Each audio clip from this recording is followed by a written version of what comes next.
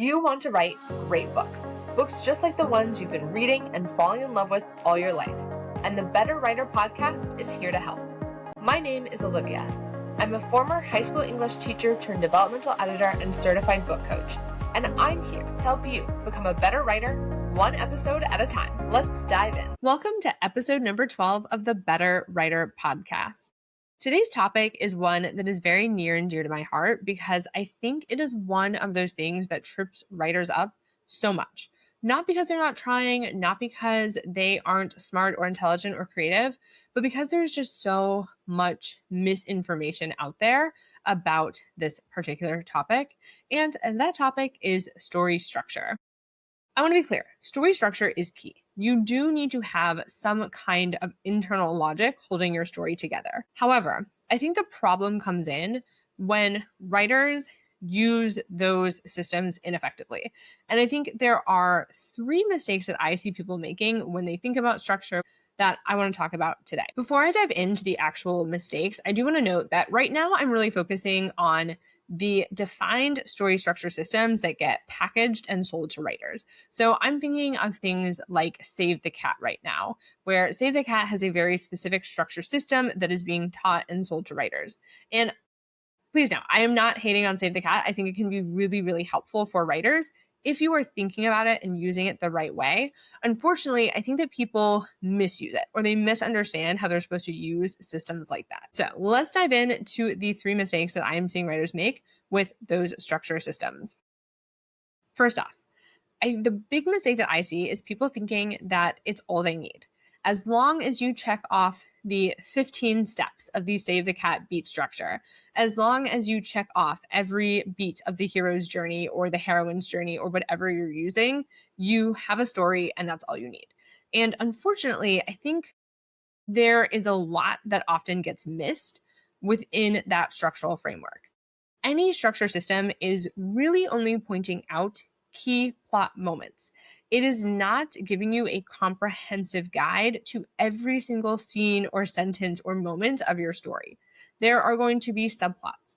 There are going to be small moments where maybe there isn't something big happening action-wise, but your character's having a moment of realization or a moment that changes them internally or a moment in which they are simply building a relationship with another character.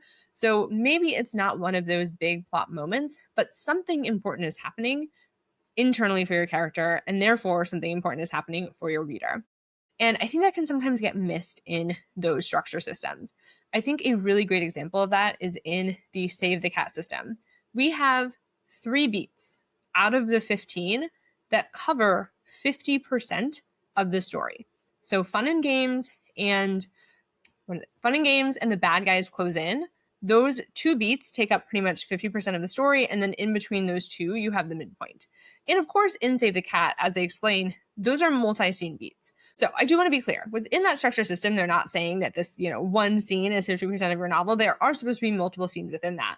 But I think for a lot of people, when they look at a system like Save the Cat, or even when they look at something like the hero's journey, where, they're seeing these individual moments in the beat structure, but those moments are supposed to happen over multiple scenes, or there's going to be multiple scenes involved in making that moment happen. It can be really confusing. And then the question becomes, what the heck do we actually do in those multi-beat scenes that aren't giving us this clear guidance, even though this was supposed to be the only thing we needed?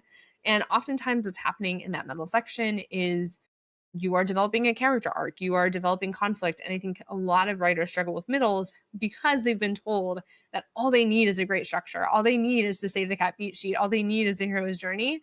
And then that's not actually true. There's a lot more that goes into it. And most novels are going to have subplots. And I think if you're going into it with a mindset that structure is all encompassing, it is going to be very disappointing when that ends up being untrue. And then you're scrambling to figure out, what do I do in the middle of my book? What do I do with the subplot? What do I do with my secondary characters? And I see that causing a lot of frustration and getting people into trouble. The second mistake that I see people making is that they stick way too rigidly to the percentages, to a specific number.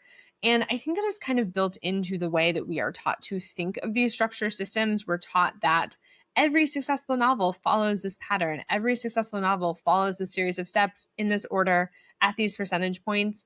And that's just not true. And I think even in Save the Cat, there is a moment in Save the Cat Writes a Novel, which is a book by Jessica Brody, that says, I believe it was the Hunger Games. And she says, this book was the closest to hitting these percentages dead on. And maybe that's why this book is so successful. And that might be true. That's great. But what I really noticed there is that underneath that statement is the fact that all of the other books that are cited in Save the Cat weren't as close to those percentages. They weren't exactly hitting those numbers, but they were still successful. And even the book that is closest to hitting those percentages exactly isn't exactly on the mark. So we have to understand that those numbers are never exact. Even for the books that we are being shown as examples of what to do, the numbers are not perfect, and we don't need to be perfect either. And I think something else that people sometimes forget is that every single book that was used as an example in Save the Cat Writes a Novel existed before that book was published. So this is a framework for analysis being turned into a planning system. So I'm not saying that you can't use Save the Cat to plan your story, but you need to remember that the authors who are being cited as examples of how to use this system weren't actually using this system because it is being used retroactively to analyze their books post-publication. So the Stephen King novel, Misery, which is used in Save the Cat Writes a Novel as an example, was written before that framework existed. So he was not using this system. And Stephen King is a pantser, actually. So he definitely was not using Save the Cat to plan out his novels. So we need to remember that it is not exact. The authors who are being held up as examples did not use Save the Cat to plan. Someone else came along afterwards, looked at their stories, analyzed them, and then applied this framework after. So I want to be really clear. I think Save the Cat is helpful. I think it can be helpful as a way to check in on your structure, check in to make sure that things are happening in a consistent and clear way. But it is not the be all end all. It is not going to make or break your story, whether your catalyst moment happens at exactly the 10% mark or whether you are breaking into Act 2 at exactly the 25% mark of your book. It doesn't matter. It is a framework, it is a guideline, but it is not a mandate, and it is not going to make or break your story. And then the third mistake that I see people making, and I think this one is very closely aligned, is trying to force their story to serve the structure instead of using structure to serve their story. Ultimately, your job is to give readers a great experience. Where you place your plot beats, the way that you organize your story is all in service of readers.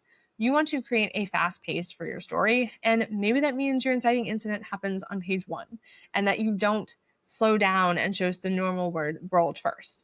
Maybe your climax is going to happen right before the end, and then you are just going to end with an ambiguous ending, end with a bang, and that's it.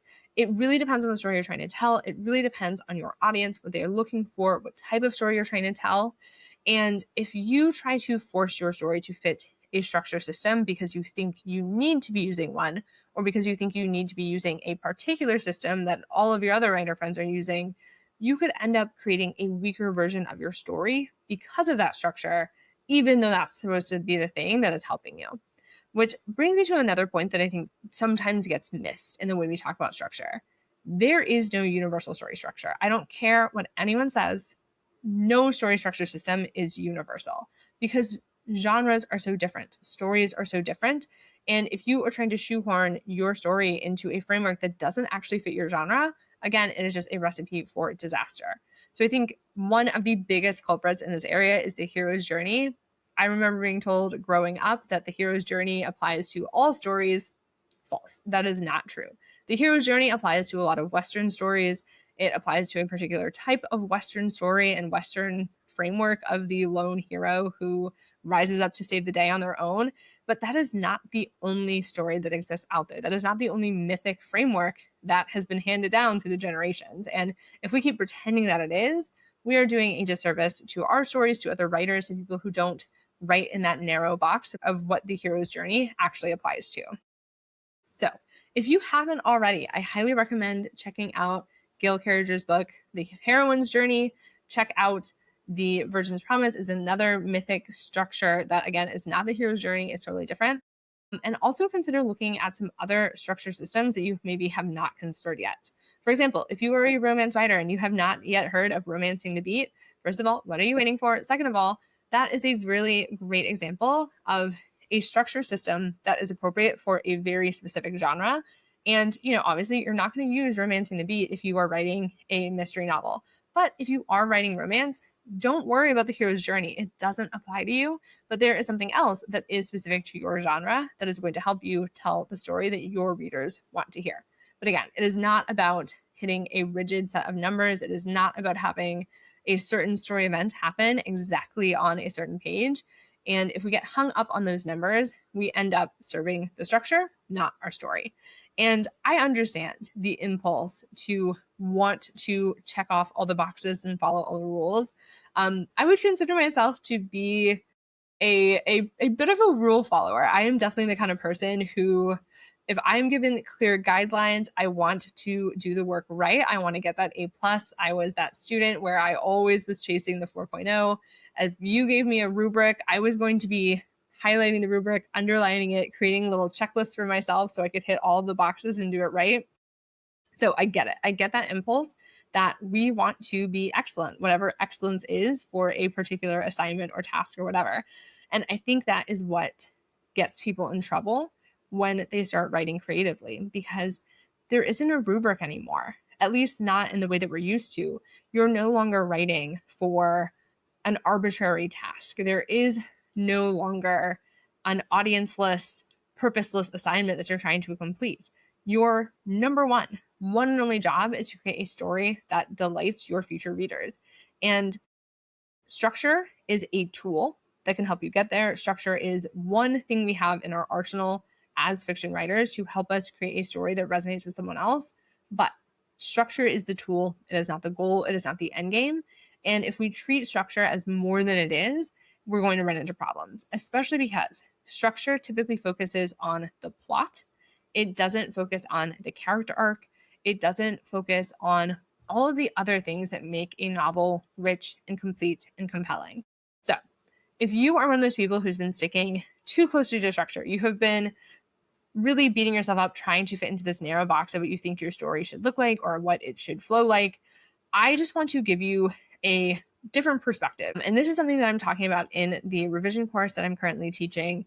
But instead of thinking of structure as this rigid framework and this rigid set of rules that you need to comply with, I like to think of structure instead as jobs to be done, jobs that each part of your story needs to fulfill in order to create a great experience for your readers.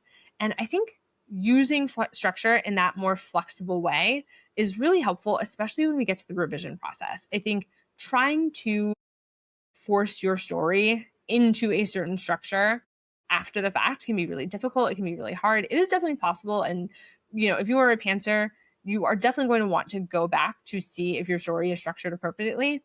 But that doesn't necessarily mean rewriting your entire story just so you can get to a certain percentage point or make sure that you hit X thing in a certain number of words. Instead, you just want to go back and make sure that each part of your story is doing its job. Your beginning has to hook readers. It has to introduce the main conflicts. It has to introduce your characters and their world in an active and engaging way.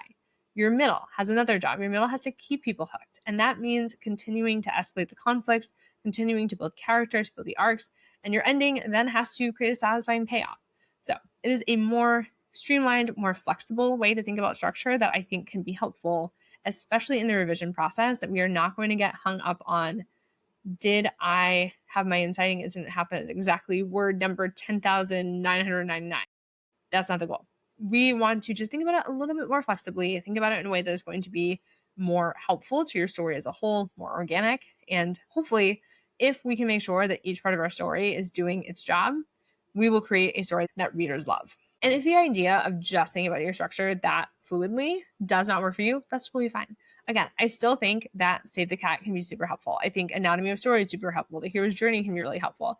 As long as you are not letting that structure system take over, as long as you are not letting that become something that stops you from writing or something that you're so paralyzed about getting it right that you're not moving forward, as long as you're using structure as a tool, and as long as it is not becoming a hindrance or your main goal, then keep doing what you're doing, use structure, explore different systems, figure out what works for you, for your stories. And again, do not get hung up on what structure isn't. Focus on what it is, and that is just one of the tools in our toolbox to create a great story that our readers love. All right. Thank you so much for listening to another episode of the Better Writer Podcast. If this episode resonated with you, please share it with a friend, post about it on social media, or maybe this episode has you feeling some type of way. Whether you love structure or hate it, please message me on Instagram. I'm at Olivia Helps Writers. I would love to hear your thoughts on this episode about structure or anything else writing related. Just reach out. Again, it's at Olivia Helps Writers on Instagram or Threads or Facebook or wherever you're hanging out online. All right. Thank you again for listening to another episode. Have a wonderful week. Keep writing and keep getting better one word at a time. See ya.